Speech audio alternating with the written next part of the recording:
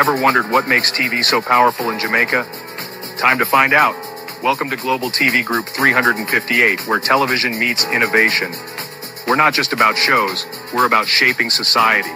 In Jamaica, TV keeps you informed, connects diverse voices, and supports democracy. Imagine a Jamaica where broadcasters unite, sharing data and collaborating globally. That's us, a unified voice in the TV industry. Did you know TV advertising is still king? It drives website traffic, boosts brand equity, and powers integrated campaigns. Even in an age of digital, TV stands strong, resilient in tough times.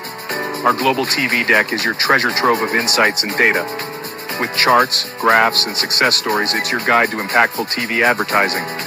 Curious to learn more? Visit our website and see how Global TV Group 358 keeps television at the heart of entertainment in Jamaica. Get ready to binge watch the future. Corruption is a vile disease that sucks and drains the health out of something good. Corruption in society is an evil moral infection that keeps community in the state of perpetual sickness. Corruption is a moral virus. It's so potent, it leaves its host sick, lethargic, and unable to realize and accomplish all that a well person can. Where corruption thrives, poverty and not prosperity thrives. Wealth is grabbed into the greedy, grubby hands of those who get fat on the toil and labor of good people.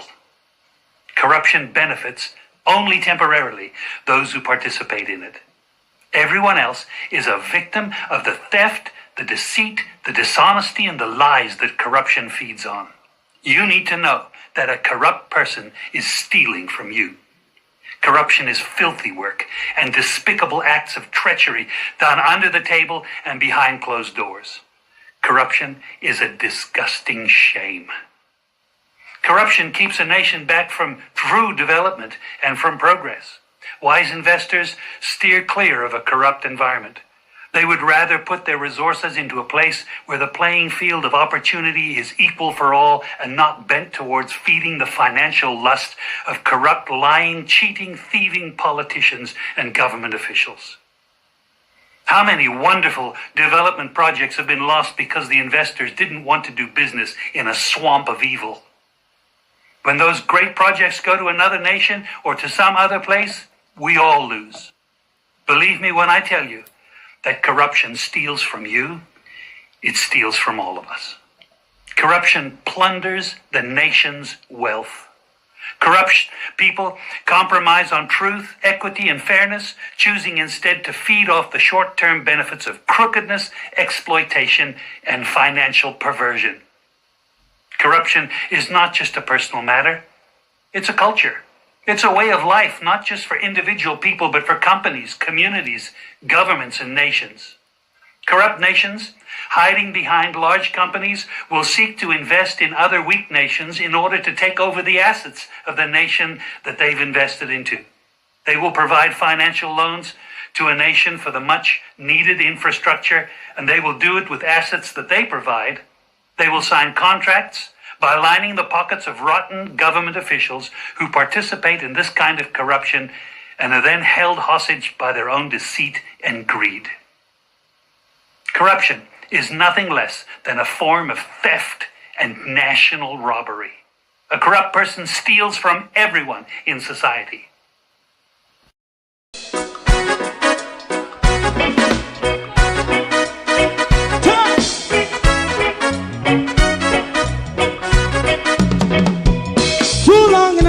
Ghetto, run, keep going on, less process. For children of Israel who really love rights. So just try and I say watch a man around Babylonian walls. Oh, children of Israel. I she never hold thy peace. What wrong is going on? Hey, oh, we gonna bust down Babylon walls. Prepare and read the way. Prepare and read the way for your people. Let's go. Fight down war crime. Fight down. Me say Rastafari. War and crime. And do that righteousness. Hey, we love And we love Jaja, Jah Rastafari. And we love Jaja, Jah Rastafari. Save all people. And we love Jah. We love Jaja, Jah Rastafari. We love Jaja, Jah Rastafari. Save all people.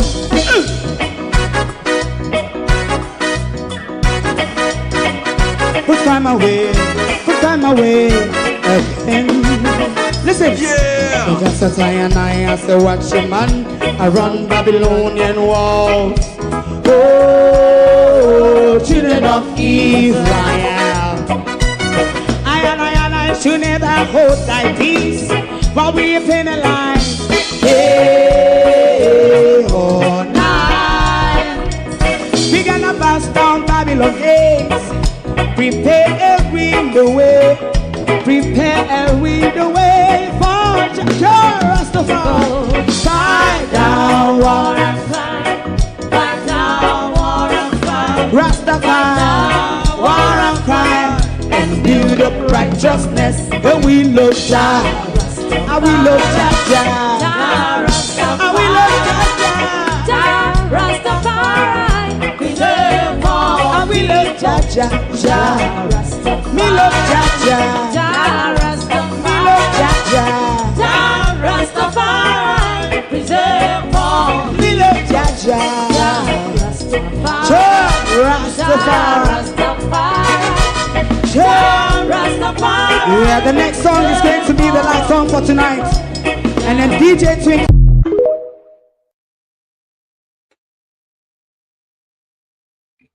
Some literally have gone crazy. Others are playing hypocrisy. Dr. Tufton has now become the minister for turning, while Donald Trump is still executing Caribbean fishermen in Caribbean waters. Good morning and welcome to Global TV. Thank you all for joining us this morning. It is your program, At a Glance. To my community of parity and all my family members, platform moderators, membership holders, viewers, subscribers, commenters, and trolls, good morning. Welcome. It shall be a wahala this morning. Call the PNP, call the labor right them, call factories, call everybody. Because we have so much to go through this morning. I was absent last night because I have a headache yesterday, which I tried to sleep off, and I eventually did not wake up. But I am back here this morning. We're back in the trenches because it's war. Andrew Holness declared it, and we have put our foot in it. Call Anthony Hilton with it. And call Rosemary Shaw. Me show you how PNP play hypocrisy with this morning. Cause you know say me not depend on nobody's side, don't? You know say me not depend on nobody's side. Cause me not in the long game. It take too long for take side. It takes too long to take side. It's much a shorter journey, whipping and lashing them as you go along. Debbie Jarvis TV, good morning and welcome. Laverne, good morning. Good morning. Marcia Thomas, Lynette Jenkins, good morning. Sim, welcome. Wagwan, how you do?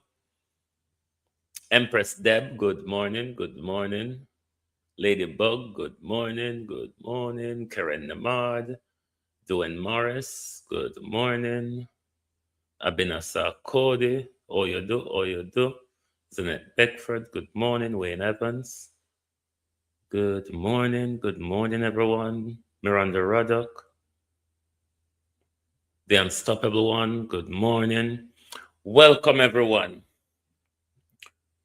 Who we are going to start on this morning? Let's get Donald Trump out of the way. We have to highlight you as to the happenings within the region. Because you would remember when our Prime Minister was asked the question in South Africa by the Bloomberg reporter, his answer basically gave the green light to Donald Trump in the summary execution that Donald Trump is carrying out St. Lucia, PS. Every fisherman life in the Caribbean is at risk of Donald Trump and his international Gestapos. This call for concern for the entire Caribbean. Fishing is a livelihood for the Caribbean. And Donald Trump is going around lawlessly and mercilessly murdering people, murdering fishermen in the Caribbean water. And our government are treating it so silent. Our leaders in the Caribbean are treating it so silent. Andrew Holness, in his answer to Bloomberg in, I think, November, rather be November, December, which one of them, literally gave Donald Trump a green light. He quoted nothing about the international violations. He quoted nothing about the risk to his own country fishermen. Everybody is at risk now.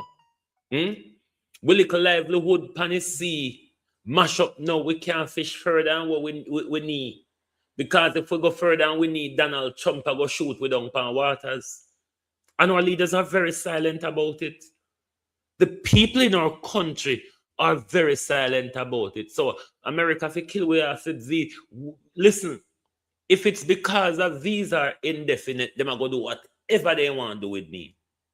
Them something they can't stop me from have a voice. If they no want give me, no give me.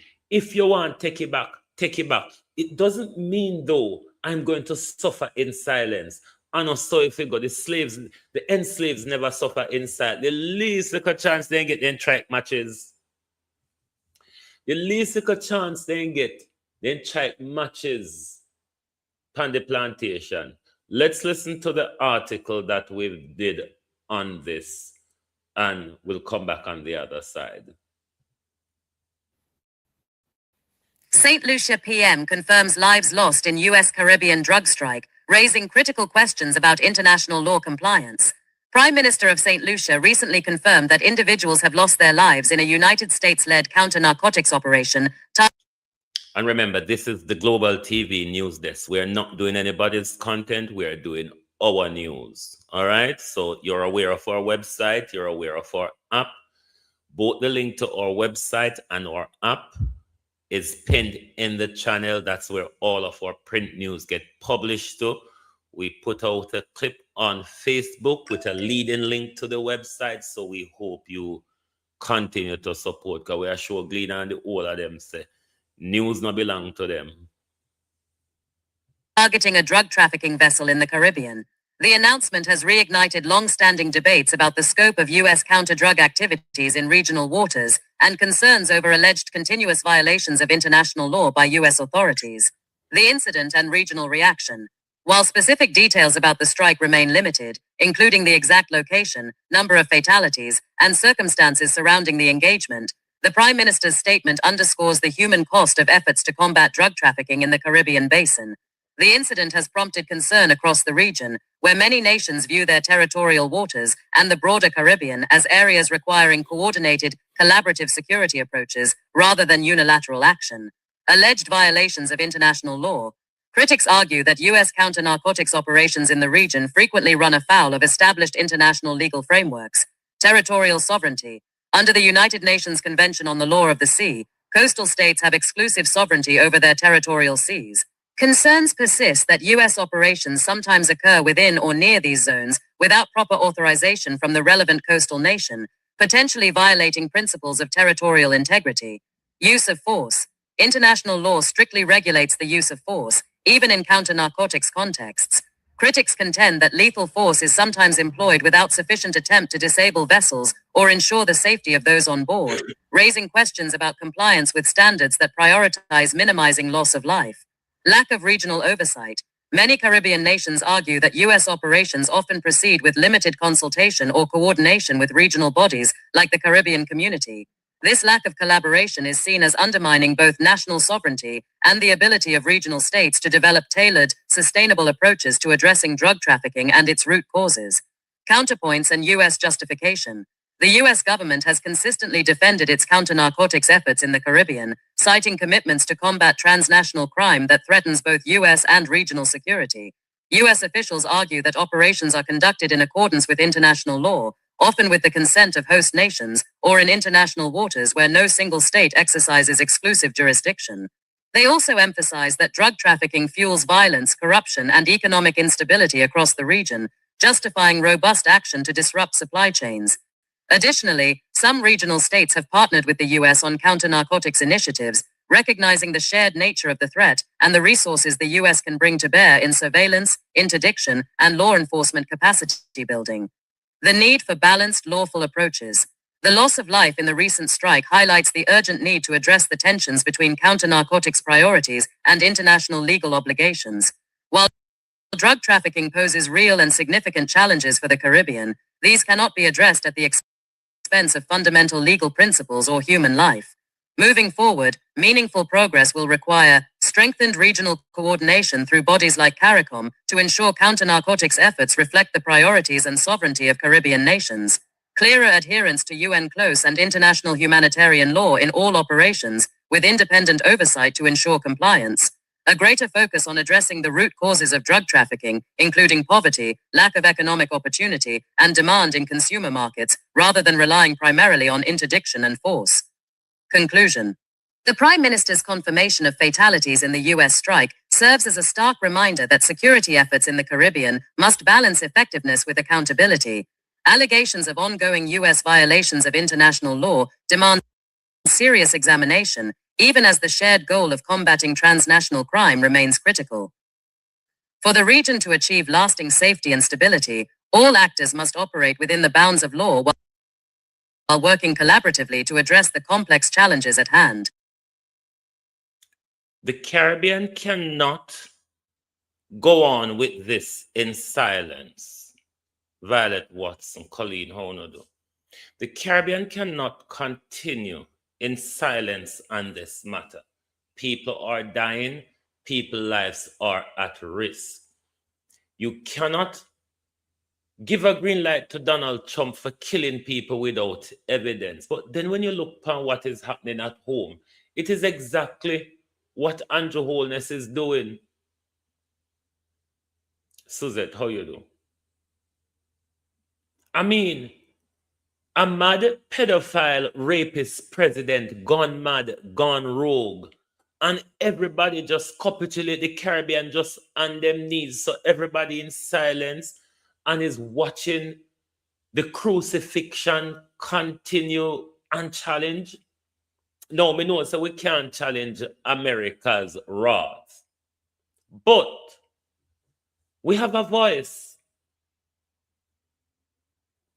This is not the days when America alone you can do business with.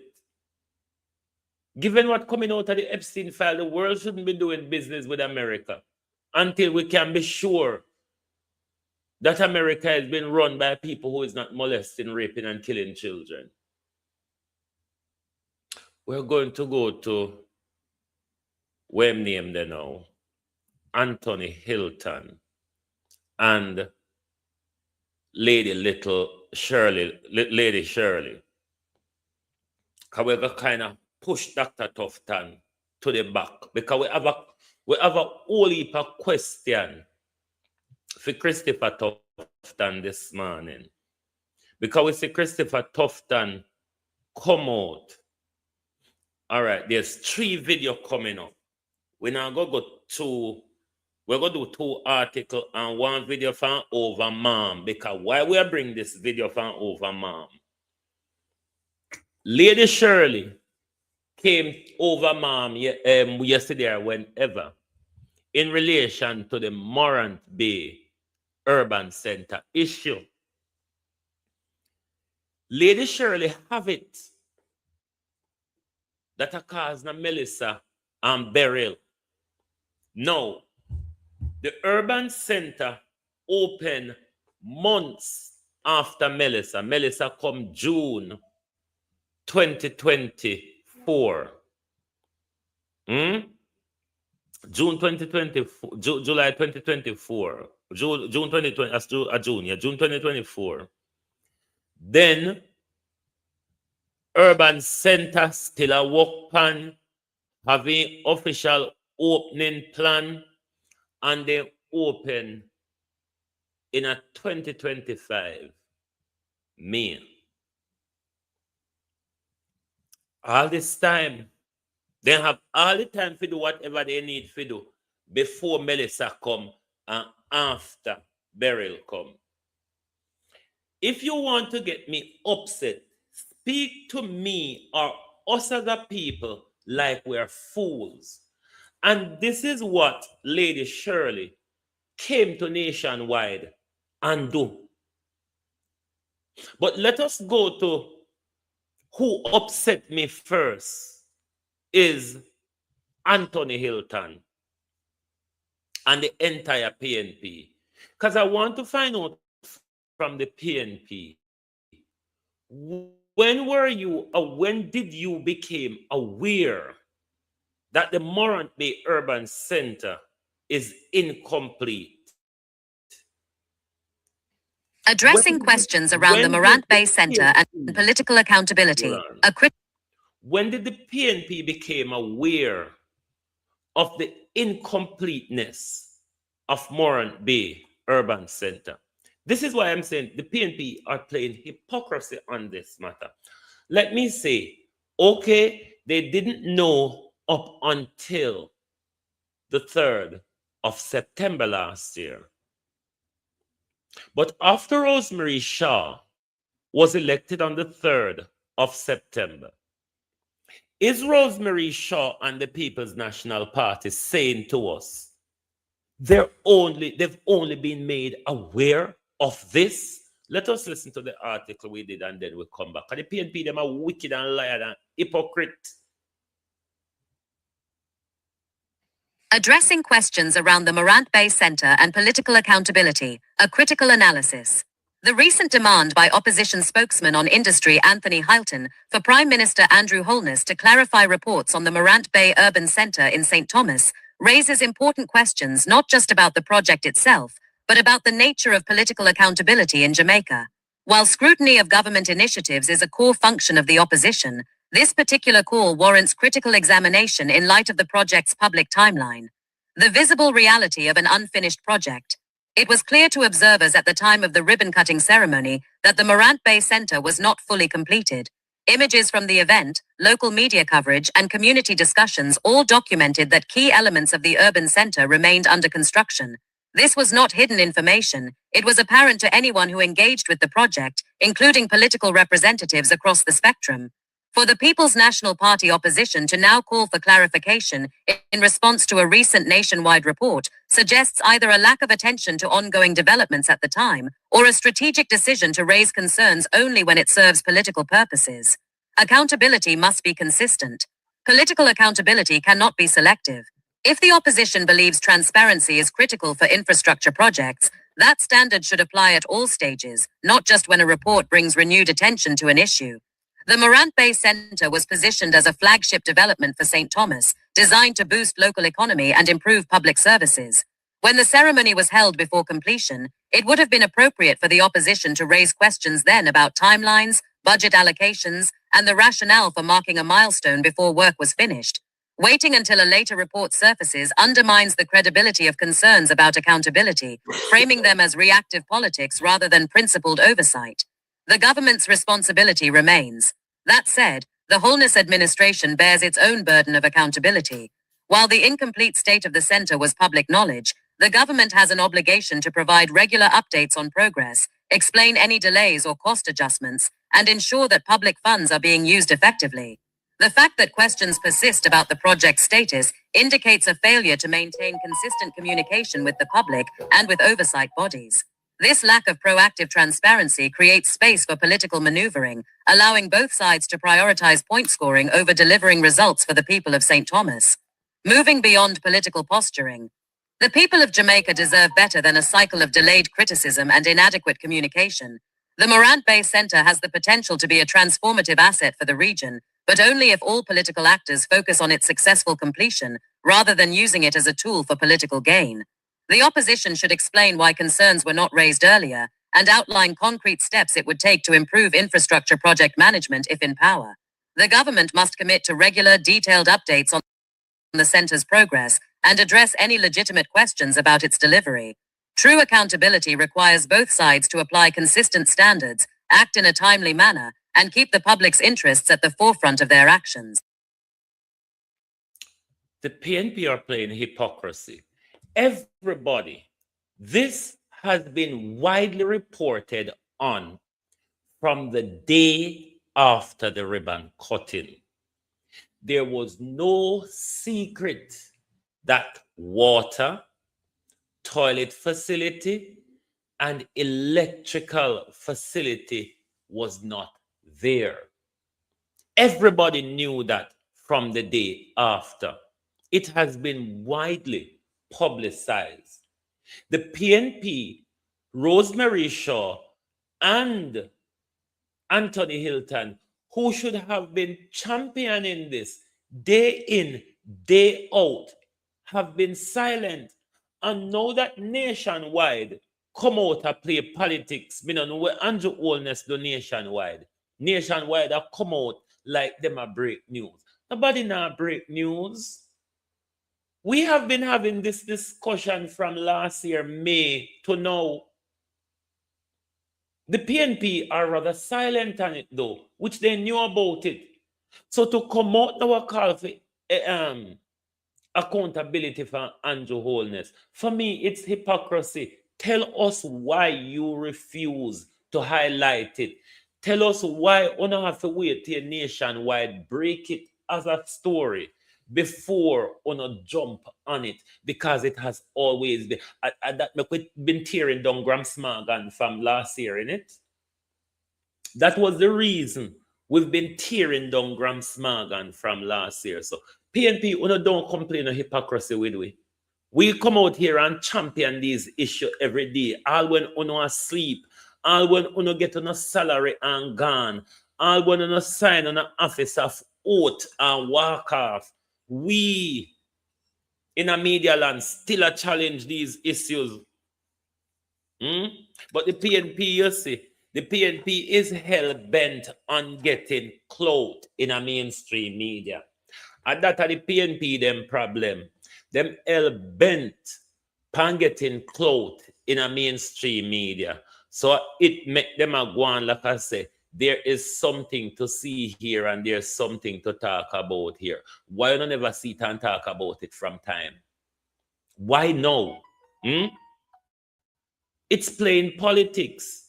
It's scoring political points. And that's not what we elected the PNP for.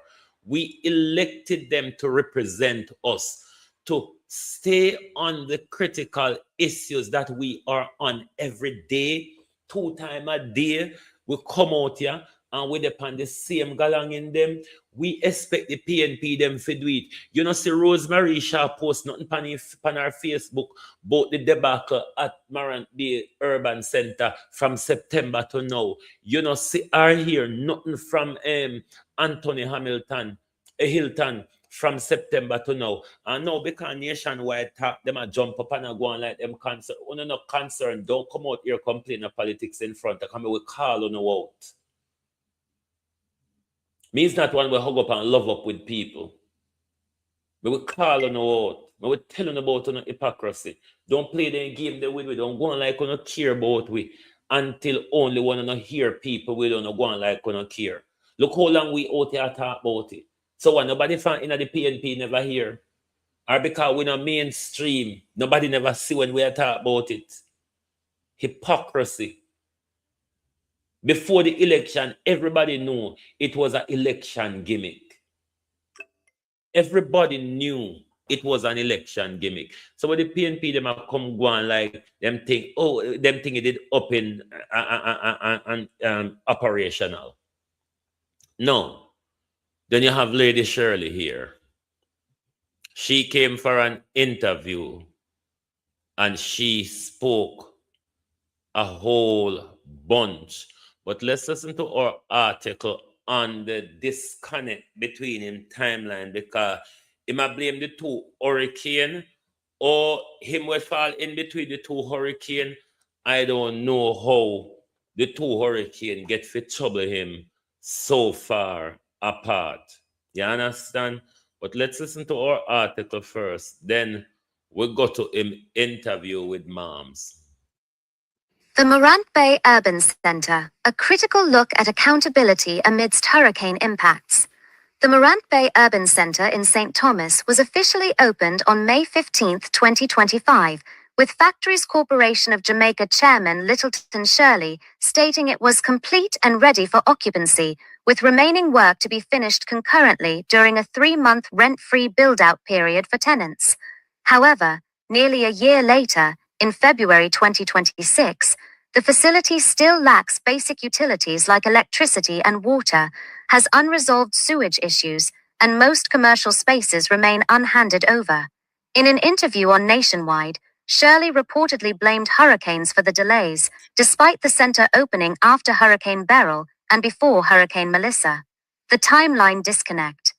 Hurricane Beryl passed south of Jamaica as a Category 4 storm in July 2024, causing flooding, power outages, and infrastructure damage in St. Thomas, including blocked roads and disrupted water supply. But construction on the urban center continued after Beryl, and the opening was scheduled for May 2025, nearly 10 months later. Hurricane Melissa, a catastrophic Category 5 storm that struck western Jamaica in October 2025, caused widespread destruction, but primarily affected parishes like St. Elizabeth and Westmoreland, with limited impact on St. Thomas compared to the west. This timeline raises questions about how storms that occurred either well before or after the center's opening could be the primary cause of its ongoing incompleteness. Can hurricanes explain the utility and facility shortfalls? While hurricanes can disrupt infrastructure, the specific issues at the Morant Bay Urban Center require scrutiny. Electricity. Both Beryl and Melissa caused widespread power outages across Jamaica, with Beryl affecting hundreds of thousands of households and Melissa leaving 77% of the island without power initially. However, utility restoration efforts typically prioritize critical infrastructure and commercial developments. If the center's electrical systems were not fully installed or connected before opening, post-hurricane delays in grid restoration could exacerbate issues, but this does not explain why connections were not in place at the time of the ribbon cutting. Water. Flooding from Beryl damaged water infrastructure and disrupted supply in St. Thomas, with about 70% of customers affected nationally. Similarly, Melissa damaged water systems in western parishes, but St. Thomas faced less severe impacts. Water outages can also stem from broken mains, corrosion, or poor planning, factors unrelated to hurricanes. The center's lack of water connection may be due to incomplete internal plumbing or delays in linking to the national water network, rather than storm damage alone. Proper facilities. The absence of intended facilities is part of the project's original timeline, not a result of hurricane damage. While storms can delay construction materials delivery or on-site work, Phase 2 was set to commence after the initial opening, meaning these gaps were planned and not caused by weather events. Questions of accountability. Opposition spokesperson Anthony Helton has criticized the project as a public relations stunt and fiscal irresponsibility, noting that small business operators who invested in anticipation of the opening have faced significant financial losses. Shirley has defended the early opening as strategic planning, arguing that concurrent work with tenant build-outs is standard in commercial development. However, the gap between the promised timeline and current reality, coupled with the attribution of delays to hurricanes that do not align with the project's timeline, raises concerns about transparency and accountability in public infrastructure projects. Moving forward, it is essential for the FCJ to provide a clear breakdown of the factors contributing to the delays, including the role of pre-existing construction challenges, post-hurricane recovery priorities, and any budget overruns. Me want to listen to some of the lie where Factory Corporation Lady Shirley tell Cliff Hughes. And these are the people that the people we elect put in position of power and authority. 11, and I gather we Every have time again, things go wrong, Mr. Shirley. Mr. all Shirley, they do is come out, chairman of the fact. lie to us, and speak to us like we're fool. Listen to Lady Shirley explanation and doubling down that the center is operationally complete. Factories Corporation of Jamaica. You were about to answer my questions. Why is it that the FCJ says it's not in a position to issue certificates for your tenants to occupy the building units now? And why JPS and NWC have not been sorted out? Firstly, as I said earlier, let us step back a bit. We had two major hurricanes. These buildings that we have built have been ready for occupancy, were built out 8 months ago. JPS had to withdraw their activities on the site because of Berry for 4 months. Off the site. When they did come back to continue working on the site, there comes Melissa. They have since Melissa, they have been off the site for 3 months, going into 4 months. Just 2 weeks ago, they have been back on the site. Being back on the site, if there are issues that they are resolving now for. Miss sorry for Beryl and Melissa, you know. The amount of blame them going to have to go take, them wish them never enter Jamaica space. For instance, putting up transformers, all that should have been done long time ago. We have been very, very supportive of JPS, and JPS have been very supportive of us. And I understand that in a situation for national interest in the well-being of lives, that doing commercial activities while people's lives are at stake, JPS rightfully We don't know where Lady Shirley attacks. Concentrate on areas where the countries that are the areas in which that have been affected by hurricane would need their immediate attention. However, Mr. Mitchell, burial was July 2024. Yes. The center was officially opened by the Prime Minister in May of 2024. May, June, and then burial would have struck 2.5, 3 months later. Why did you have your Prime Minister open the center and the electrical infrastructural works were not completed? Let us understand fully how commercial activities operate. Yes. Right? It would not be prudent for a developer that wants in good faith to give their clients a 3-month rental-free built-out period, would wait until everything is 100%, then bring them in to start their built-out period. A typical example you would have seen of KFC, what they did. They had to use a generator. Yeah, they used a generator because it was required by generator. A lot of these built-out period effect that the clients take, some of them could be done off-site, some of them can be done on-site. If they are working, for instance, a lot of the work, a small generator, we had allow all our clients have access for generator input during that period. Look how the man make fool of himself. You have to understand how business also, which you do, operate. Everybody's waiting to see, particularly smaller businesses, they want to see the government entities and all activities. Nobody can tell Mr. Shirley not cheat. This is how cheating man talk to them woman. You never finish a sentence and you never respond to the question.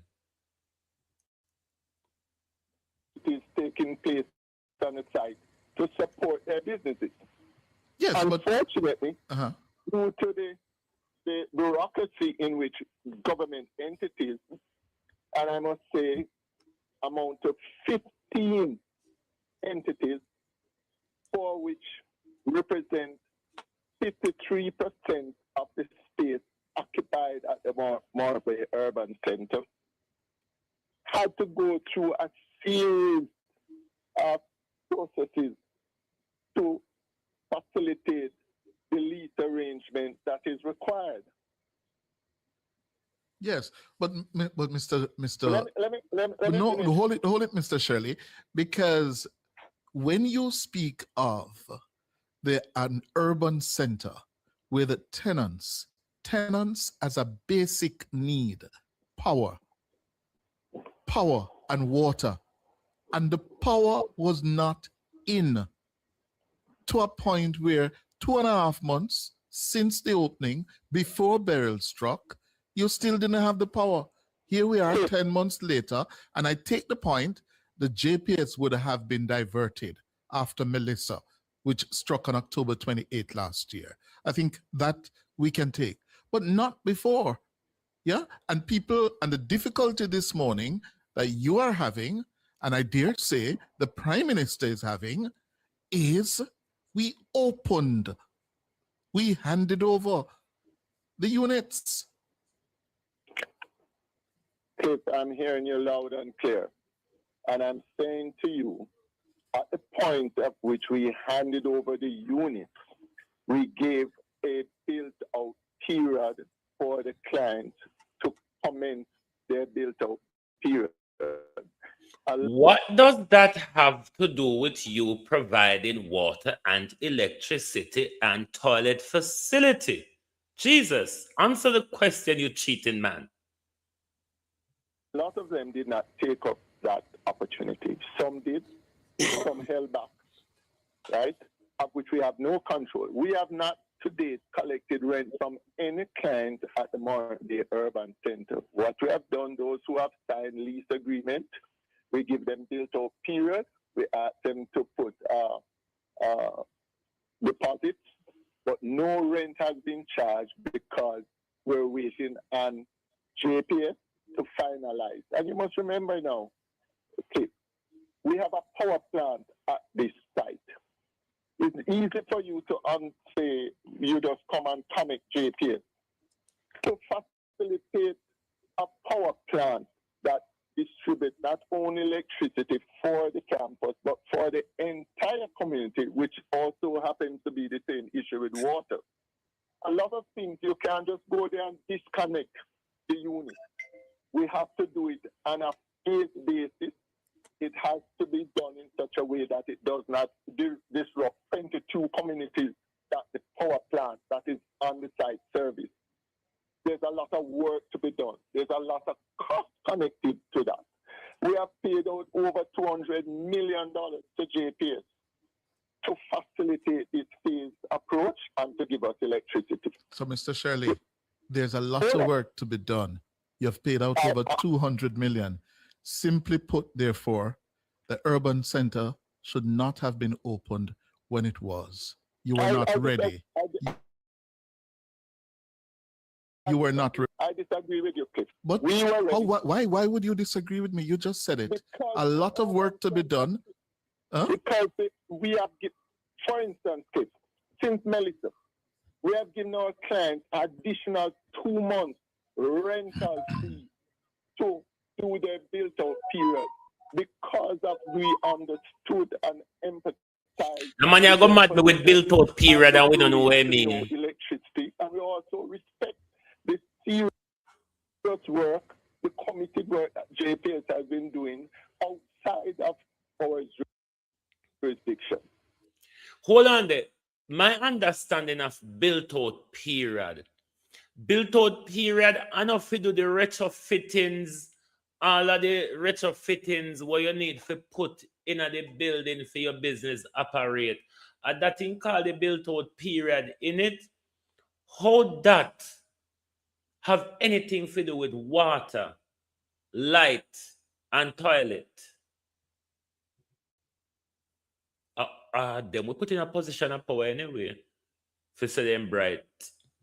Was the Prime Minister aware that a lot of work was still to be done and that the center was not going to be in a position to have those units built out for months, almost a year. No, Cliff, you're straying from the point. No, I'm not. Electricity. When you say a lot of work, electricity does not connotate a lot of work.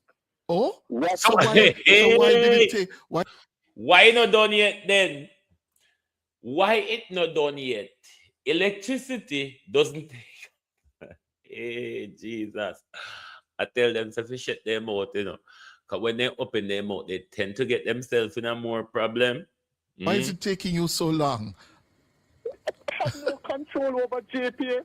I explained to you, Cliff. JPS, you don't need to come out and defend on yourself, but then I get like, you don't get the little money bar. The little bar of money. JPS, the little bar of money, me shut up, but me feel so, you know, if you come out, you can talk for the side of this story. JPS, Wagwan, you're so sound too convoluted. Make it up as it go along. And you know, Anansi's story, something there. Yeah. Anansi's story. And Ongo Anansi could have come with something like this, yeah. Where Lady Shirley turn up with. No, sir. Lady Shirley dangerous. That is 2 hurricanes diverted JPS. And I pointed out to you, that the first of those 2 hurricanes, Beryl, occurred, came up on Jamaica 3 months after you opened. 3 months. Yes. And I agree with you, but I also, Cliff, just to understand it a little bit, because I know you have the knowledge. It takes time to do the work that JPS ought to have done. To face the putting up transformers, ensuring that the power plant that is on our site does not go blank to affect the wider communities. So they had to order, put in place 7 different locations for transformer plant. They are on site right now. They have confirmed that being back on site by the end of this month, going into the first week of next month. Sir, make I tell you something? Try not to do anything when nobody has to put you upon witness stand. You hear? Try your best. Don't go upon witness stand.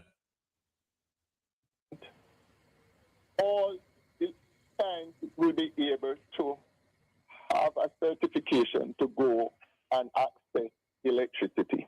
Remember also, okay, they will hold on. Let us get that clear. By the end of the month, what will happen? Into the first week of next month, the APS would have powered the plant, the campus, to allow clients to have access to electricity.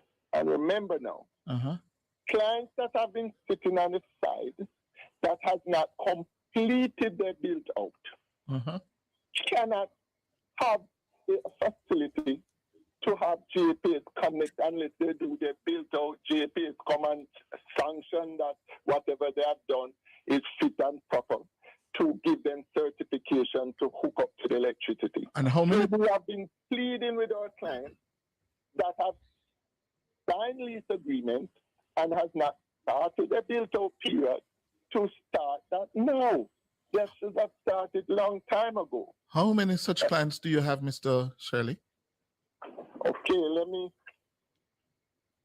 we have 16 such clients that have signed a lease and have not started. And how many units do you have in all? We have 81 units in all. 63 units have been assigned.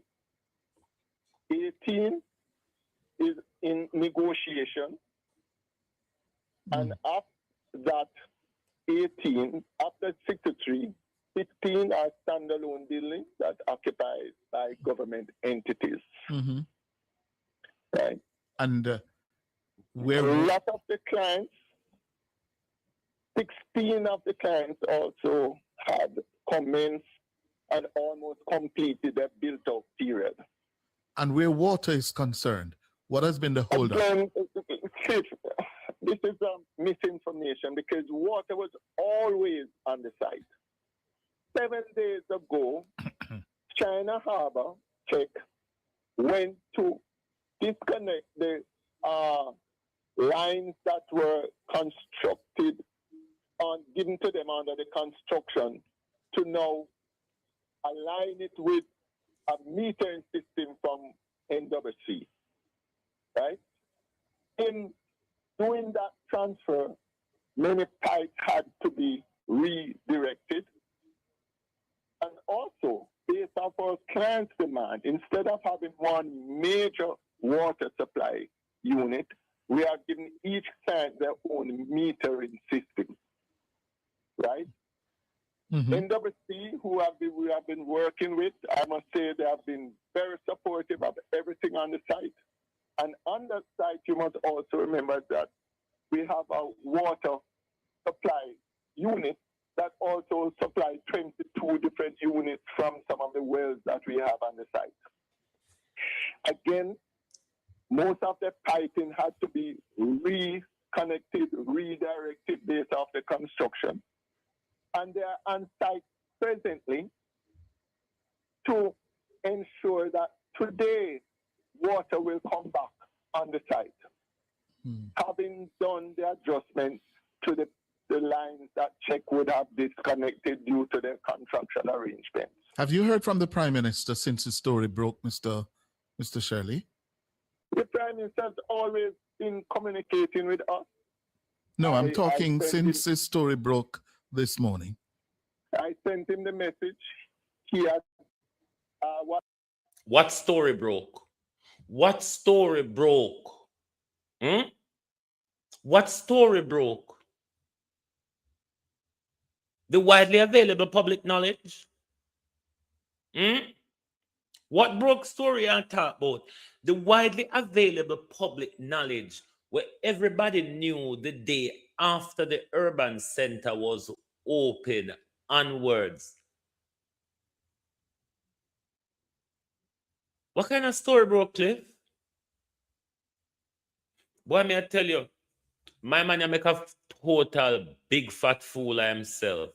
Me never see somebody fool so in my life yet.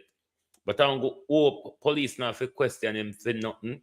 Or prosecutor don't have to question him on witness stand, because if I saw him a go to prison and nobody has sent him and him has sent his own self to prison because nothing what he said was related to the question what mom asked him about.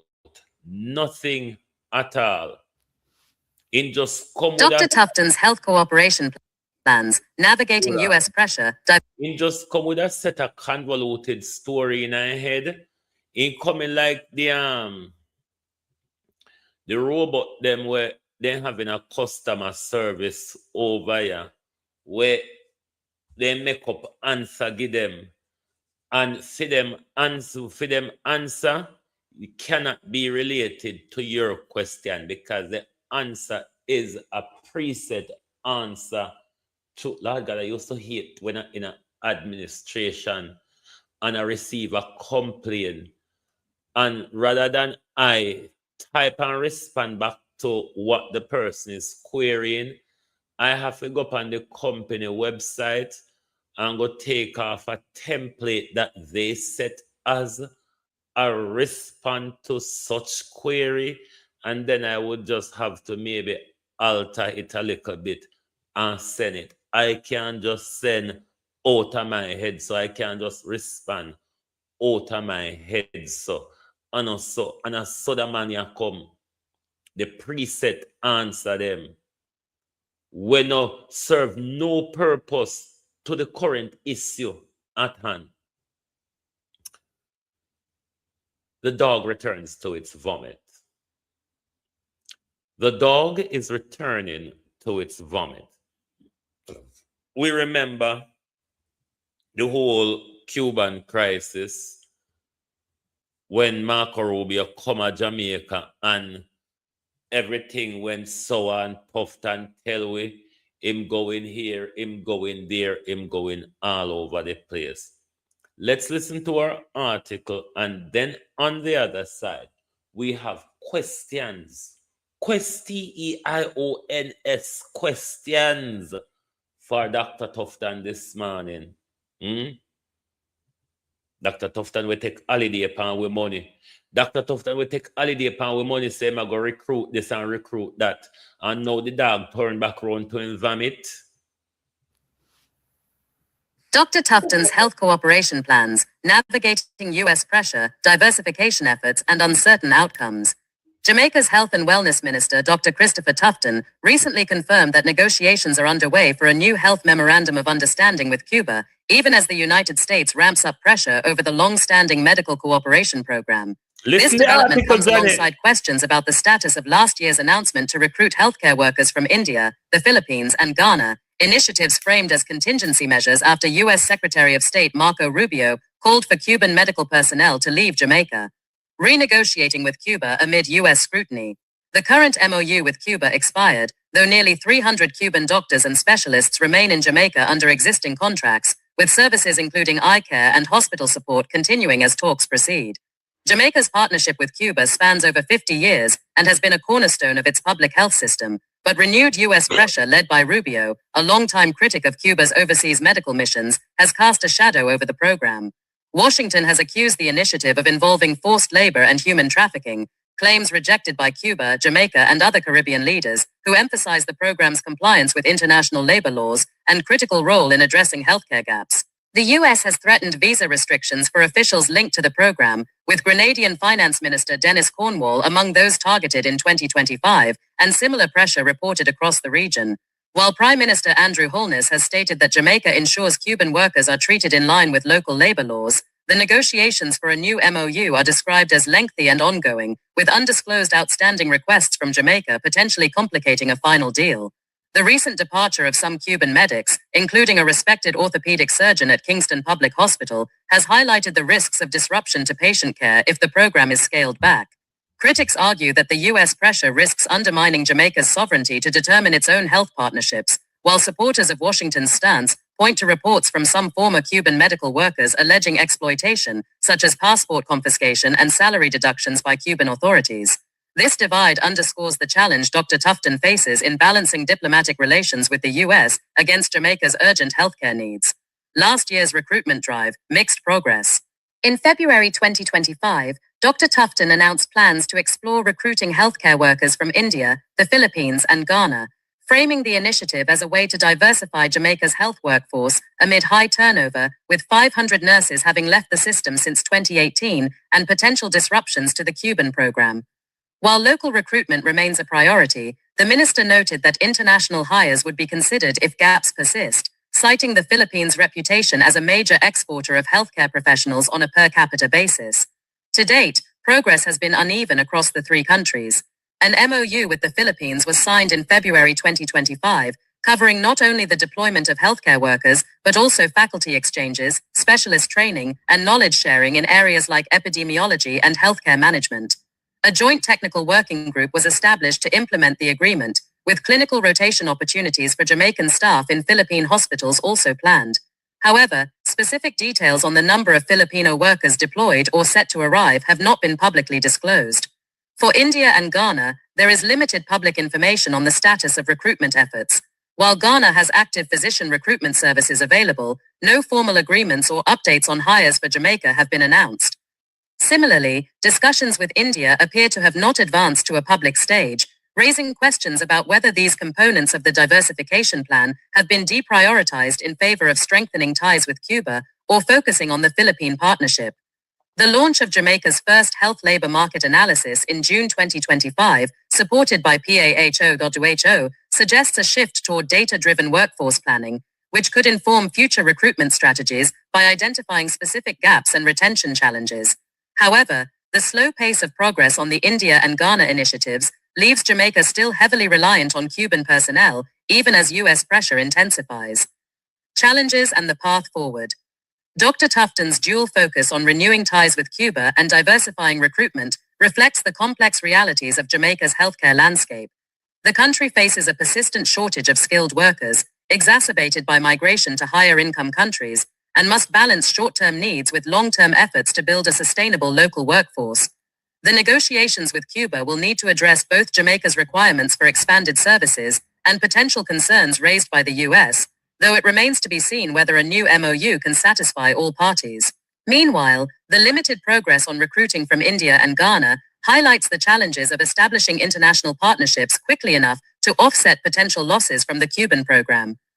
Ultimately, the success of Dr. Tufton's plans will depend on Jamaica's ability to assert its sovereignty in health policy decisions, secure reliable sources of healthcare workers, and invest in training and retaining local professionals. Without meaningful progress on these fronts, the country risks continuing cycles of dependency and vulnerability to external pressures. I don't know about you, but I have at least 3 questions for Dr. Tufton. And if you have questions for Dr. Tufton, you can put them in the chat. Because this is the scandal what Cliff used them for talk about, rather than Morant Bay Urban Center. This is the scandal what Cliff used for talk about. Dr. Tufton, this fancy fair of a recruitment jive that you went here, there, and all over the place. Could you tell the taxpayers of Jamaica how much that unfruitful, that fruitless tree, Dr. Tufton, how much did it cost the taxpayers of Jamaica for your fanciful grand fair, your employment drive internationally? What are the issues, Dr. Tufton, that is preventing a progression of that recruitment drive, that international fancy fair recruitment drive that you went on? Does it have anything to do with pay and working condition that Jamaica cannot or isn't adhering to? Now that we see that you return to Cuba,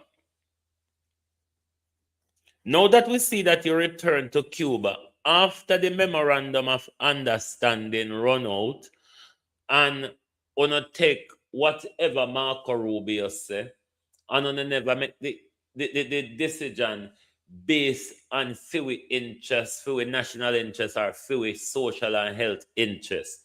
It never make pan that, it make pan Marco Rubio rant and rave. Now, the new stipulations, Dr. Tufton, that Jamaica has put forward in the new memorandum of understanding that is holding up an agreement, are those stipulations based on the Americans, or are those stipulations based on the Jamaica government? And what are the changes, Dr. Tufton, to this memorandum of understanding as to the previous one that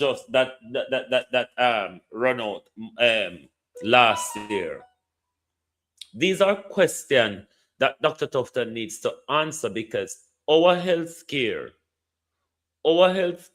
is being deprived of decent specialists. What are you trying? Lynette said, what are you trying to achieve, Dr. Tufton? What are you trying to achieve? Because it's just a wild goose. The ministry is on a wild goose chase. Because all of this money with Dr. Tufton put into going to Ghana, Philippines, India, Nigeria, and wherever, how much that costs with Dr. Tufton, and how much it could contribute to NHS national health supplies? if it is, Dr. Tufton, that our standard isn't suitable to have these international employment deals sign off,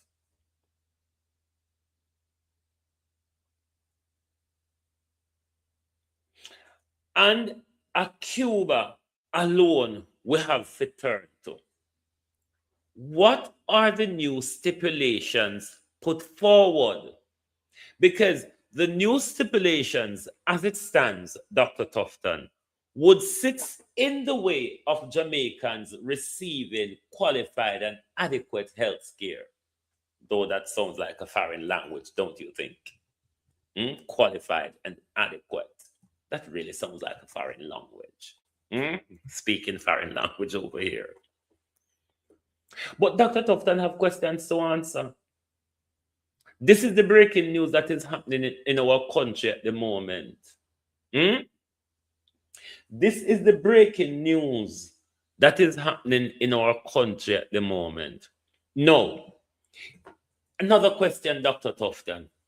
Is the government then prepared to go head-to-head with Marco Rubio on this issue?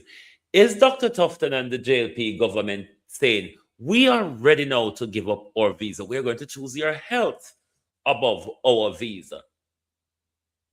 Or is it the case, Dr. Tufton, that you have no other choice but Cuba? Isn't it, Dr. Tufton? Wouldn't you agree with us that the reason why the dog returned to its vomit is because there's nothing else to eat? Not even shit, Dr. Tufton. Can you know dog eat that in it? So Dr. Tufton found you see the dog return to his vomit. That alone shouldn't tell you what go on. So move the new barrier. What in our way, Dr. Tufton? Tufton with the DR title. Tufton with the 80-pound waterfront. You know, we need for old girl there and corner and salt or put on and cut her off piece and put it with pea soup when we are cook pea soup because we pay too much money. We pay too much money for the Brahman cow and can't make salt beef out of it. But that's a side story anyhow. But Dr. Tufton have questions to answer. We cannot allow Dr. Tufton to keep dragging down with health care behind him. So, and we go on like say we not care. We go on like say it not affect we. We go on like say we not turn up a hospital with buck to and come out in a body bag. Are you happy, Jamaica? Are you happy that we don't have ambulance to call? Are you happy that your local hospital doesn't have the required diagnostic? And you have to go in a one car on a bumpy road, probably in a pain where would have better off if you lay down and sit down. But you have to hook up in a one car on a bumpy road and hitch up and jump and throw up in the ear and come back down and through the bad road them in your sick self to get to a nearby diagnostic center run by a private person, maybe attached to government. You see how it go? Everybody make a dash out of it. They make a dash out of with sickness. They make a killing out of with death. I mean, we're no use to them healthy, you know. Have you ever sit and work it out for yourself? We're no use to them healthy or alive. Wouldn't I go wake up and realize, say, you are no use to these people healthy or alive? Them love when we sick and dead, you know. When we sick and dead, and money, hope people get rich out of sickness and dead. That's why Epstein and his scientists, them sit down and create all sorts. That's why Epstein and his scientists, them can sit down and create all sorts. Them love when we're sick and then love when we're dead. Why you think they mash up agriculture in Jamaica and care Bill Gates genetically modify them Congiwi?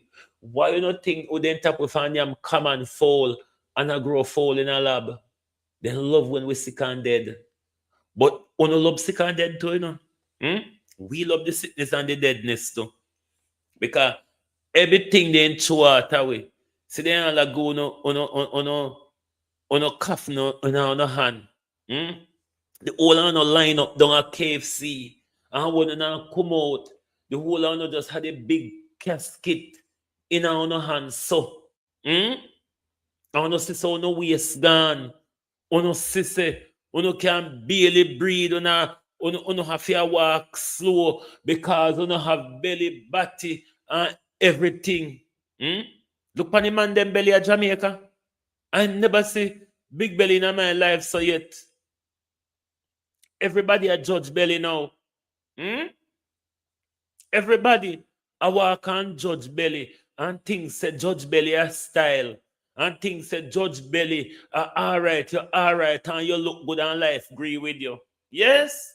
So Jamaica people think when you walk and judge belly, then think to say life agree with you. Ah, you look good. I say you're fat and look good. Jamaica, we need to wake up out of the F-free. We're too deep in this friggery. And all when you say Epstein file a dash, thank God for Donald Trump. And make us say thank God for the idiot, because Donald Trump is a useful idiot, and you must understand how useful idiots operate. No other president, barring an idiot like Donald Trump, would have planned to release the Epstein file. Biden wouldn't promise you that. You know what I mean? Because they have people they are protecting. But an idiot like Donald Trump, which the schoolboy bully who boasts around on the play field that I am that I am, he promised, and it shed a light. And while it has shine light, the whole on put an over on her face and all on her face down. Epstein file is shining a light. And rather than grace the light where shine, you put on an over on her face and all on her face down. Jamaica is so silent on the child abuse and the child rape, giving we are a country where we pick them go so missing every so often. And we hear say Epstein and Donald Trump and Bill Clinton and Andrew Mountbatten them a kill children, rape children, and eat children. And the whole on no quiet. Whole on no quiet like duct tape over on the mouth. Duct tape over everybody's mouth. Because nobody no want to lose them visa. Nobody no want nobody look upon them sideways. Stare me straight in the face, you bloody child abusers. Will you still shake these people's hands? Will you still vote for them? Will you still treat them as the elites, or rather treat them as the trash of society that they are? Or are you going to cut the bullshit, people? Enough of it. Enough of it. Why you think Floyd Green and Tufton mash up agriculture?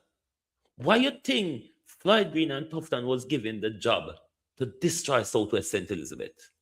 Why you think Floyd Green and Tufton was given the job to destroy fisheries in Southwest Jamaica? You think these people are idiots? They know fully well what they're doing. Why you think Dr. Tufton have shares in Funeral Parlor, or Dr. Tufton friend is running? It's not an accident, you know. It's all carefully planned. It's all carefully planned. Why you think them luckily to country with gun? Did the police them in America not say they have evidence that Jamaica police are in organ harvesting and human trafficking? Should we not be asking the question with these exposure of Jamaican authorities and human and organ trafficking? Should we not be asking the question of the Jamaica Constabulary Force? We'll go around, go shoot down innocent people, picnic, like they did with Jamar Ferguson, like they did with Leighton Nemad Bigger Than, like they did with that young man Alonzo in Santa Cruz just recently. Is the Jamaica Constabulary Force still carrying out organ harvesting with these summary execution that the Jamaica Constabulary Force regularly carries out in our country? We need to ask these questions. Why do you think crime and corruption get so prevalent around us? Because we stay too quiet for long. We stay quiet because we say, we don't want them come kill we don't want them come burn down. They still a kill we and burn down we also. Why just let them burn down your house with the knives? Because if all of us decide to continue to stay quiet, it's only gonna get worse. But if all of us decide to stand up and root it out, they have to change or find somewhere else to go. If there anywhere else to go, if all of us decide that we don't want you all around us. But we cherish them. We nurture them. We allow them to become our dancing gangs and area leaders, we stupid mother heifers. How could we as a people hand over our power to other idiots that call themselves human beings like us? How could we? What a load of silence. What a load of silence. Don't even bother talk about the dirty mainstream media, because them barely talk about the Epstein file, because only for them, only for the media them is well connected to the Murdochs, the Epsteins, and the long-time Robert Maxwell, Ghislaine's father. So this pedophile ring, I know today, I know yesterday, ask Elizabeth Mountbatten, ask Jimmy Savile, ask Lord Mountbatten, Uncle Dickie. So how dare Charles come out here, come go on like say this is an Andrew issue? How dare you, Charles, you who was with Lady Sarah, and then you met the younger sister Diana? Charles Mountbatten, the family of pedophiles and wrong-uns. This is not an Andrew problem, Charles. This is not a Lord Mount. This is not a Lord Manderson's problem. This is an institutional problem in Britain. This is how the British Empire started out, with rapage, pillage, and murder. How dare you go on like Andrew is any worse than anybody in the royal family, you bastard, Charles Mountbatten. Anyway, one's gonna go about their business now. Enough rot and ranting and raving for this man. But how dare they? How bloody dare they? Especially Charles. Well, nobody knows Charles not a character. Charles married Counselor was Britain's worst prolific pedophile. And Charles had the nerve fair going like Andrew did. What has Andrew done that Elizabeth and Charles and Uncle Dickie has not done? Charles? What it is that Andrew has done that Elizabeth, Jimmy Savile, and Uncle Dickie, the man who raised you, Charles Mountbatten, the pedophile who raised you while your mother and father was out during royal duty. How dare you, you bloody snake. Anyway, go and do your business before Charles start fire bullet through your window. Thank you all for being here this morning. The app to our print news and our website is pinned in the description area of the all channels, so you can support our website and support our app. The membership to our app is free, so you may want to become a member before we start doing paid membership. So thank you all for being here this morning. Lovely to have your support as usual. Please do join us back this evening for the people's point of view. Thank you very much.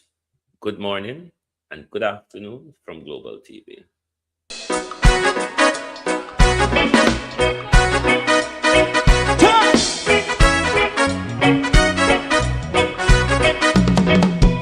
Too long in our little ghetto, Road keep going on, less process. For children of Israel who really love rights. So just and I as a watching man around Babylonian walls. Oh, children of Israel. And good in a lady book, sometimes the blood pressure dance about, but other than that, I'm okay. Hey, oh, night. We gonna bust down Babylon walls. Prepare and read the way. Prepare and read the way for your people. Let's go. Fight down war and crime. Fight down war and crime. Rastafari. War and crime. And do that righteousness. And we love Jah. And we love Jah. And we love Jah. Jah Rastafari. Save all people. And we love Jah. We love Jah. Jah Rastafari. We love Jah. Jah Rastafari. Save all people.